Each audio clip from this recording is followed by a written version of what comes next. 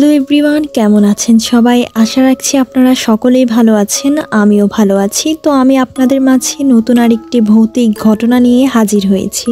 আপনাদের সাথেও যদি কোনো ভৌতিক ঘটনা ঘটে থাকে তাহলে অবশ্যই আমার সঙ্গে শেয়ার করতে পারেন। আপনাদের কার কার সঙ্গে ভৌতিক ঘটনা ঘটেছে অবশ্যই কমেন্ট বক্সে কমেন্ট করে জানাবেন। তবে আর কথা না বাড়াই চলুন শুরু করছি আজকের সত্য ভৌতিক ঘটনাটি। আজকের ঘটনা মাথাহীন লাশ।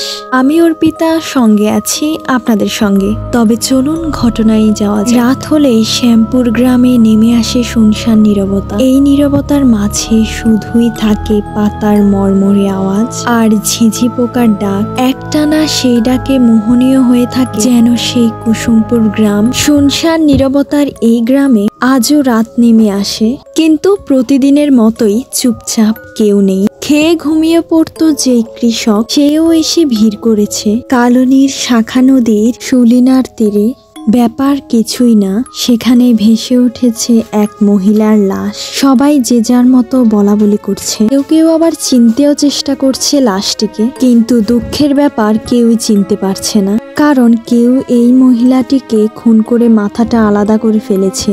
এখন চারদিকে লোক পাঠানো হয়েছে মাথাটিকে খুঁজে বের করার জন্য। মাথাটি খুঁজে না পাওয়া পর্যন্ত কেউই এখন দাফন করার জন্য এগোতে পারছে না। এর মাঝেই কোনো কোনো উৎসুক জনতা গিয়ে দূর থেকে কাঠি দিয়ে লাশের হাত পা দেখার চেষ্টা করছে, কিন্তু কোনো ফলাফল নেই।